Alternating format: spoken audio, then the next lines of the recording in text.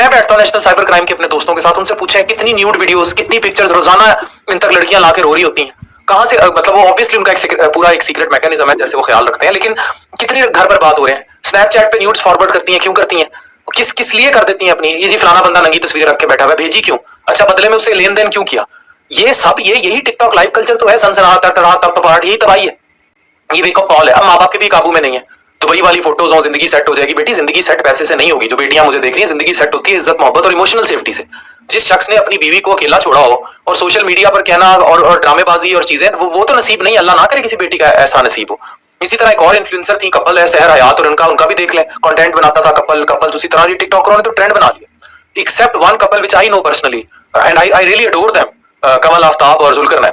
उनके अलावा बहुत सारे कपल ऐसे हैं जिन्होंने तमाशे के लिए शादियां की, उसको बड़े लोगों ने आइडियलाइज किया और उसके बाद उनकी तलाकें दुनिया ने देखी, और उनकी फिर ये समीर रशीद का ये सब नजर आ ही रहा है ना। कोई बच्चे तो नहीं आप लोग समझते हो कि सब एंटरटेनमेंट नहीं, ये इमोशनल मैनिपुलेशन है, ये वो ग्लैमरस इमेज है जिसके पीछे सिर्फ आवारगी है, टॉक्सिक रिलेशनशिप्स है, बेइज्जती है, और सबसे दुख की बात नॉर्मलाइज्ड डिसरिस्पेक्ट है कि एक दूसरे की बेइज्जती करना एक नॉर्मल नॉर्म है, न्यू नॉर्म है।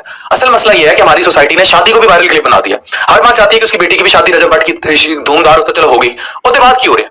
अब मां ने पहले ये पूछे बेटी के साथ कि भाई ये रजब भट्ट या इन जैसे जितने भी कैरेक्टर्स हैं, इनके पहली, अच्छा फिर एक और बड़ा माशरे में कॉमन है कि लड़के तो होंदे ही दे रहे हैं, लड़के की जेब देखी जाती है, किरदार नहीं देखा जाता, किरदार अच्छा नहीं होगा तो फिर जेब देख के भी कोई फायदा नहीं।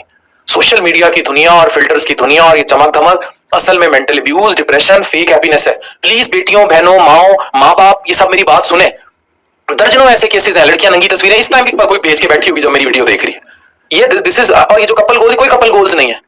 नॉवेल्स पढ़ के लड़कियां पहले रॉय और हीर बन जाती हैं, और फिर अब इंस्टाग्राम की स्टोरियां, और फिर ये गॉड टिकटॉकर, इन जैसी स्टोरियां, ज़ारा रजब, ये वो तमाशे, और फिर आप उनको दिखा रहे हैं ईमान बेहतर है ज़ारा, मतलब जिसके साथ उसका इलिसिट अफेयर है, उसके साथ आप उसकी बीवी का कपल जोड़े, ये आपकी माशरती अखलाकियात है, इमोशनल और साइकोलॉजिकल ट्रैप। मैं सिर्फ इतना कहूंगा, अगर आप अपनी बेटी के लिए दुआ मांग रहे हो तो दुआ ये मत मांगो कि उसका इन जैसा रिश्ता, दुआ ये मांगो कि ऐसे मर्द को मिले जो कैमरा ऑफ होने के बाद भी इज्जत दे, साथ दे, मोहब्बत दे। और अगर आप इन्फ्लुएंसर बनना चाहती हो या चाहते हो तो याद रखना, सोशल मीडिया सब कुछ देता है, लाइक्स, पैसे, कोलैबोरेशंस, मगर एक चीज ले लेता है। एंड फ्रैंकली मैंने इतने एथिकलिटी में रह के कंटेंट बनाते हुए भी ये चीज नोट, बड़ी क्लियर मेरी ऑब्जर्वेशन है कि सुकून छिन जाता है। तो और अगर आप क्रिंज में उतर गए तो फिर इज्जत भी छिन गई। मेरी गुजारिश है, बेटियों के अच्छे नसीब की दुआ करें, ऐसे इंसान की जो सादा हो, दो वक्त की उसको खिला सके पर इज्जत दे, और लॉयल रहे आपकी बेटी के साथ, शर और मोहब्बत जो है वो निभाए, और हया का जो है महवर हो। वो कैमरे के पीछे भी वैसा हो जैसा कैमरे के सामने। जिंदगी वीलॉग नहीं है, जिंदगी ऑफलाइन होती है, और अगर आप ऑनलाइन झूठ से इंस्पायर होकर जिंदगी जीने की कोशिश कर रहे हैं तो रिग्रेट मिलेगा। सो इस वाकये से खुद सीखें और खुदा से दुआ करें कि आप में से किसी की बेटी का नसीब इस तरह का ना हो जो आपको फेकिज्म को प्रमोट किया जाए। और मैं स्टिल फिर इदारों से रिक्वेस्ट करूंगा कि जिस तरह बहुत सारे इदारे और आए जिन्होंने क्राइम कंट्रोल किया, आप सोशल मीडिया में जो टिकटॉक लाइव पे फहाशी का कल्चर है और ये शेर मारने का और ये जो तमाशबीनी शुरू हुई है, ये जितने ड्रामेबाज हैं, इन पर भी कानून साजी की जाए और ये रुकवाएं पाकिस्तान में। ये तबाह हो रही है, लड़कियां बर्बाद हो रही है। कोई तो आए, कोई तो कानून हो। Stop it. Thank you very much. अल्लाह आप सबकी बेटियों के नसीब अच्छे करे। जो वर्चुअल जमाना है, जो मैनिपुलेशन की दुनिया है, वो कितनी भयानक है, ये वीडियो बताएगी।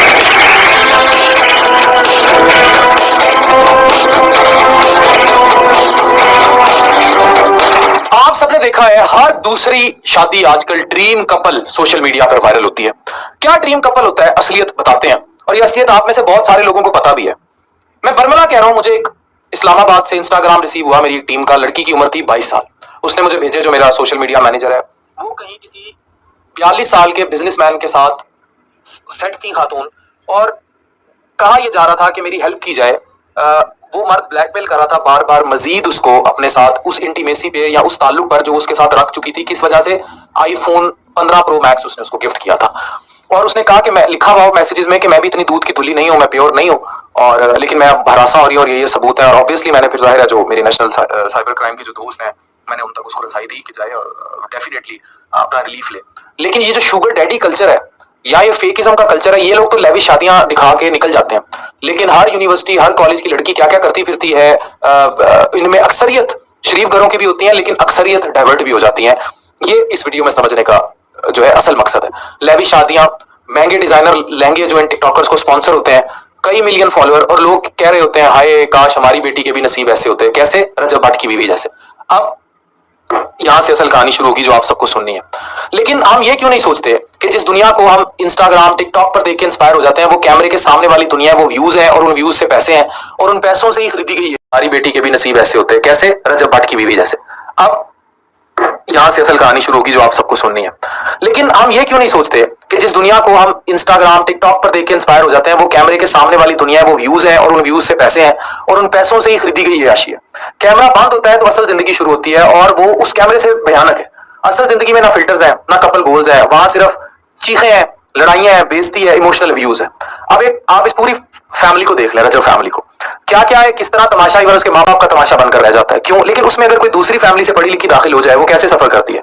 लोग इसकी शादी से इतने इंस्पायर थे, कई लड़कियां आइडियलाइज करती थी और चाहती थी इसी तरह जो है बड़ी बड़ी जी वैगन गाड़ियां और शेर के बच्चे और ये सब जो भी अयाशी दिखाई जाती है, पैसा लुटाना, ये सब हो। लेकिन क्या आप अपनी बेटी का ऐसा नसीब चाहेंगे?